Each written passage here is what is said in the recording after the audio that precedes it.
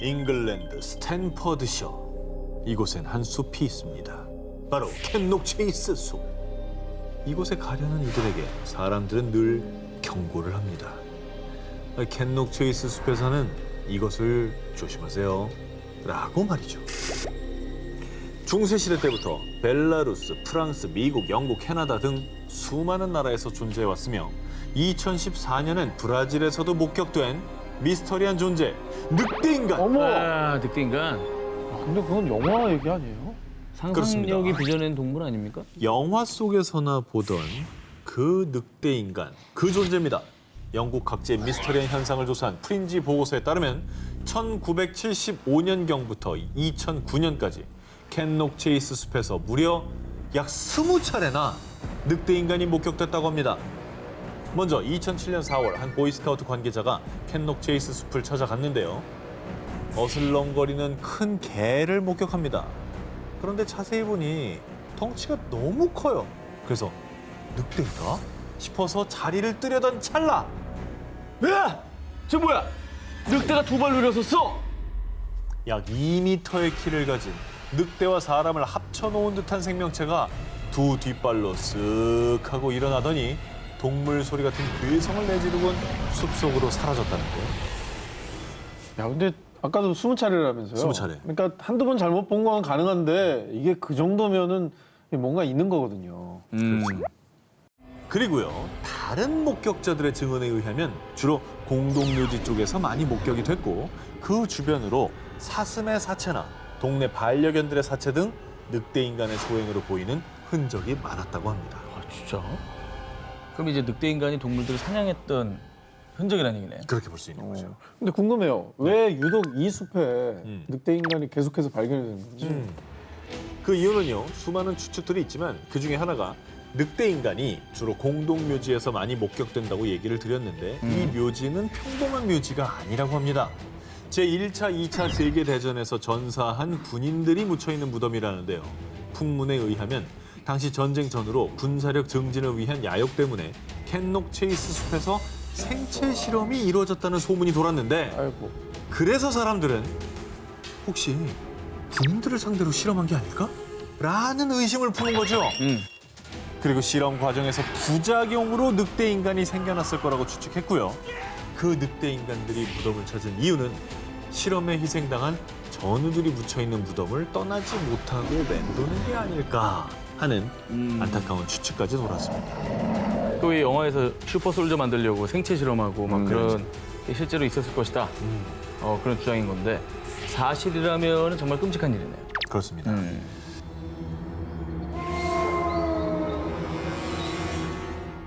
1970년대 러시아 포바로보 지역에서 있었던 일입니다.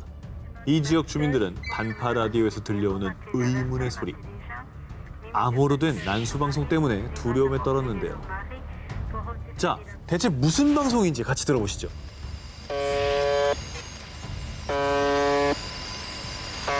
모르스 보온가? 저게 어제도 나오고 오늘도 나오고 내일도 나오는 거예요. 계속? 매일? 계속 매일 실수하는 저렇게만 나왔다고요? 자, 라디오에서 끊임없이 들려오는 의문의 버저음. 이 소리는 1분에 약 25번씩 24시간 내내 송출됩니다. 하지만 대체 누가 어디서 왜 이 버저음을 송출하는 것인지 그 정체가 밝혀지지 않았고요. 그렇게 의문의 난수 방송은 계속됐습니다. 그런데 난수 방송이 시작된 지 약 27년 뒤인 1997년 12월 24일 난수 방송에서 처음으로 낯선 남성의 목소리가 들립니다. 어머!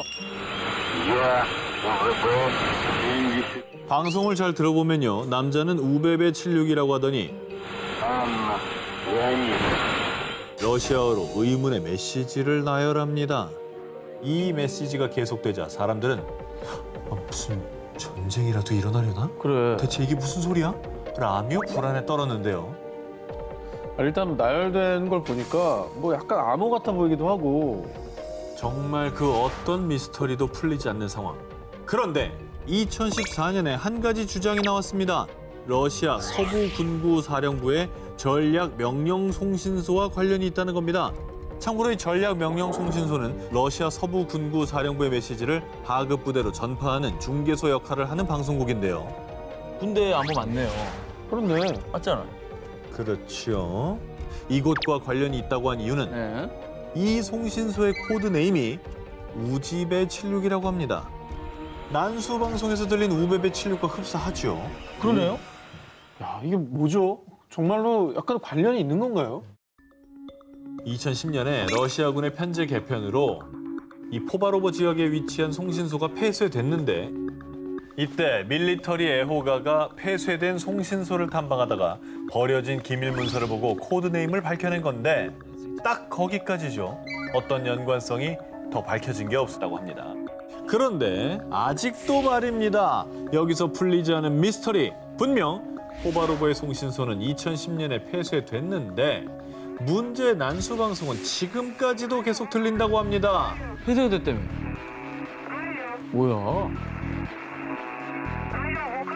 월칸? Алло, тебя не слышу. Да я не знаю, кто только что. Я вас вижу куда. А кто там сегодня? 에? 아니 송신소가 폐쇄됐는데 어떻게 소리가 들려? 2014년 2월 12일에 송출된 이 방송에서는 벌컨, 즉 화산이라는 새로운 코드네임이 들렸는데요. 일각에서는 이 화산이라는 단어가 러시아 서부군구 소속인 중앙통제센터를 지칭하는 코드네임으로 추측했습니다. 하지만 방송 목적, 방송 유출 경위 등이 명확하게 밝혀진 것은 없다고 합니다.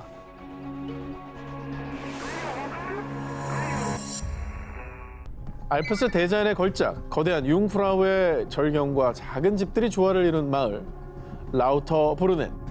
그런데 평화롭기만 할 것 같은 이 마을에서 2009년 주민들을 경악하게 만든 사건이 발생했습니다.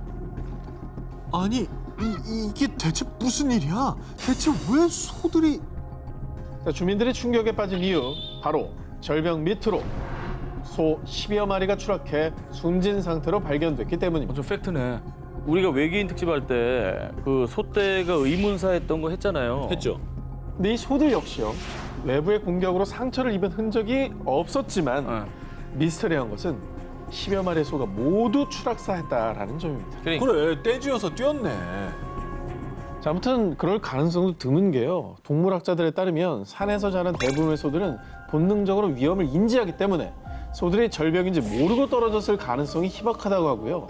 일각에선 혹시 소도 뭐 스트레스를 받아서 자살할 수 있지 않을까 이런 의문까지 제기가 됐는데 소가 스스로 목숨을 끊는 경우는 없다고 합니다.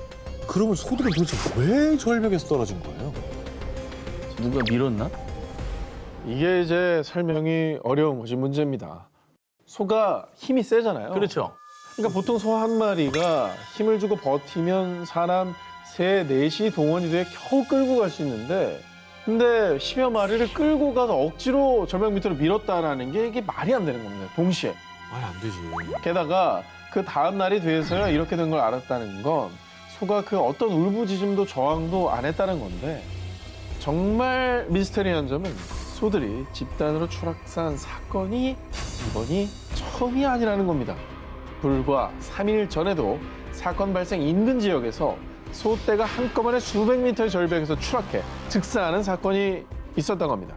그러니까 3일 동안 알프스 지역에서 무려 28마리의 소들이 추락사한 것이죠. 와, 이건 진짜 미스터리다. 자, 한편 사건이 발생하던 무렵 이 지역에 거센 폭풍우가 내려서요. 언론에서는 혹시 뇌우로 인해 소들이 겁을 먹은 건 아닐까라며 당시 기상학과를 한 요인으로 추측했지만요. 모르겠다. 그것 또한 소 추락사 사건과의 직접적인 연관성을 찾지 못했다고 합니다. 그 어떤 실마리도 잡아내지 못한 미스터리. 대체 그날 밤 소들에게 무슨 일이 일어났던 걸까요? 1976년 2월 영국. 여름 휴가 사진을 인화해온 다이앤은요. 휴가 당시의 추억을 떠올리며 사진을 한 장씩 넘겨왔습니다. 그런데 어이, 이 뭐야? 한 장의 사진을 보고 소스라치게 놀라고만 다이앤. 그 이후 사진 속 다이앤 뒤에 아, 이런 게 제일 무서워. 정체 모를 하얀 형체가 같이 찍혀 있었기 때문입니다. 아, 너무 사람처럼 보인다. 뒷모습 벤치에 뭐 앉아있는 거 아니에요 지금? 저 뒤에 형상이 형체가 너무 명확해요. 자, 그러면 이 사진을 찍은 6개월 전으로 돌아가 보겠습니다. 뭐야? 1975년 8월 다이앤은 여름 휴가차 남편 아들과 함께 잉글랜드 동쪽 노퍽의 워스테드를 찾았다가 더위를 피하기 위해 한 교회에 들어갔습니다. 당시 담낭 제거 수술을 받은 지 얼마 되지 않아 건강이 좋지 않았던 다이앤은 교회에 온 김에 아, 더 이상 아프지 않게 해주세요. 이렇게 기도를 했고 남편이 이 모습을 촬영했던 겁니다. 헐. 분명 당시 교회에는 오직 다이앤의 가족뿐이었고 그녀의 뒤에는 그 누구도 없었습니다.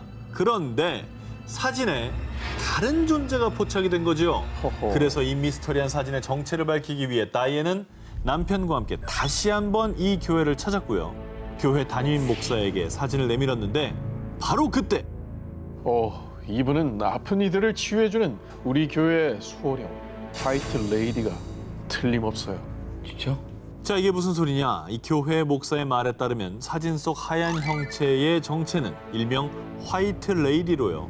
19세기 초 처음 목격됐을 때 흰옷을 입고 있어 화이트 레이디로 불리게 됐고 이 유령이 교회에 온 아픈 사람들에게 다가가 치유를 해준다는 겁니다. 고마운 존재네요, 무서운 존재. 그러니까 완전 약간 병을 고쳐주는 착한 천사 같은 분 아닙니까? 그렇죠. 그런데 화이트 레이디가 정말 전설대로 아픈 다이앤의 기도도 들어준 걸까요? 실제로 휴가를 다녀온 뒤 다이앤은 금방 건강을 회복했다고 합니다. 과연 사진 속 하얀 형체는 병을 치유해주는 천사였을까요?